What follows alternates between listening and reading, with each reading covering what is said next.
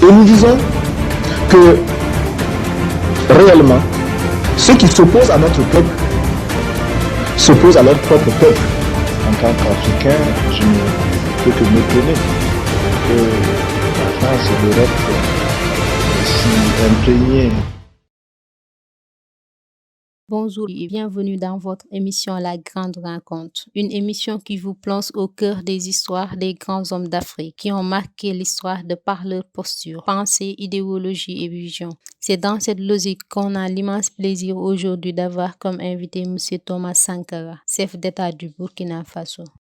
Sans plus tarder, Monsieur le Président, je vais commencer par vous demander comment vous appréciez ces propos qui disent que le discours que vous tenez est très pointu à l'écart des autres nations colonisateurs et quelle est réellement votre posture pour la bonne entente et des relations entre les peuples. Tant pis si par moment le langage est un peu cassant. Mais c'est le langage de la vérité et la vérité est révolutionnaire. Nous pensons aussi que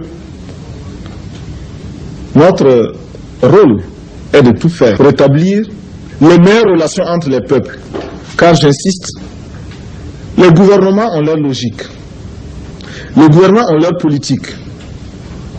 Et ce n'est pas avec le gouvernement que nous voulons travailler.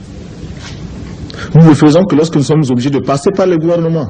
Nous voulons directement mettre notre peuple au contact des autres peuples. Il n'appartient pas à l'ordre Volta d'apporter sa caution à un quelconque gouvernement. Et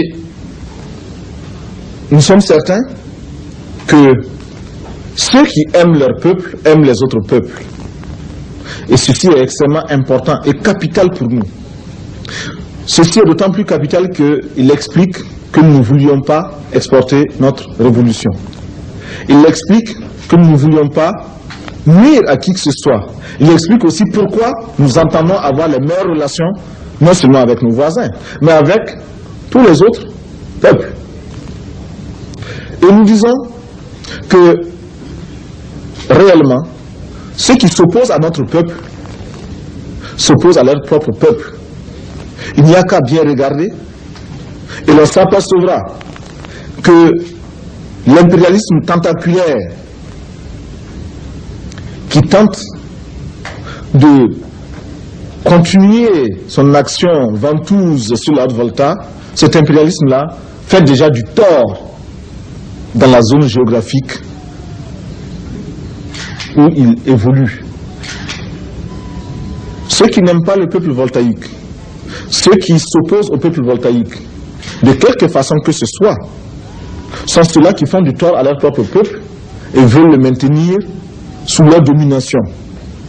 Domination évoluée ou domination primaire, mais domination quand même.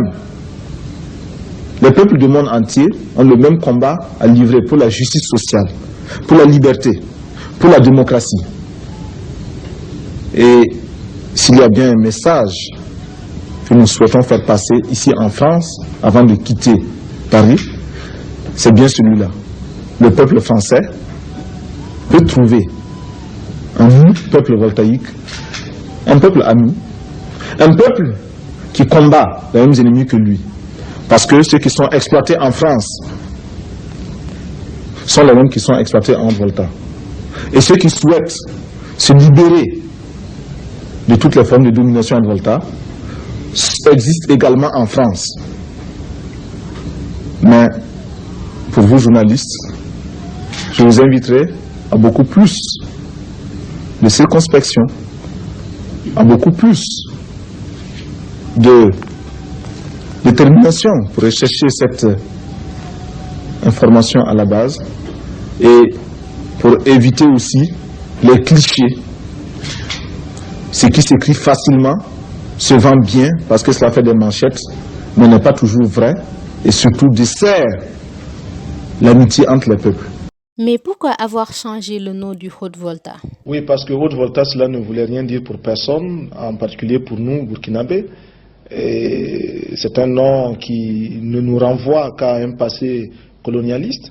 Par contre, Burkina Faso est un nom puisé dans le terroir même, qui a une signification dans notre langue, patrie des hommes honnêtes. Monsieur le Président, vous avez entendu récemment sans doute des attentats. Quelle a été votre impression? Et pour terminer, quelle est votre position sur la lutte contre la désertification qui est aujourd'hui un fléau?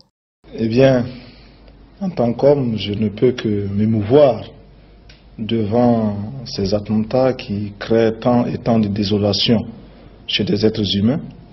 En tant qu'Africain, je ne peux que m'étonner que la France et l'Europe, si imprégnées et si prétendantes de civilisation, posent et commettent et connaissent des actes qui sont réputés être ceux des sauvages d'Afrique. Mais c'est à ce prix aussi que l'on se construit. Nous ne pouvons pas attendre de l'aide de façon inconditionnelle, d'où que cela puisse venir. Et le minimum d'indépendance de pensée, indépendance d'action, indépendance politique, se réalise par le devoir de dire aussi ce que nous pensons de l'aide d'où qu'elle vienne. Je crois que nous pouvons nous comprendre davantage et il reste encore bien des points d'insatisfaction sur lesquels il faudra que de part et d'autre, burkinabés et français, nous travaillions.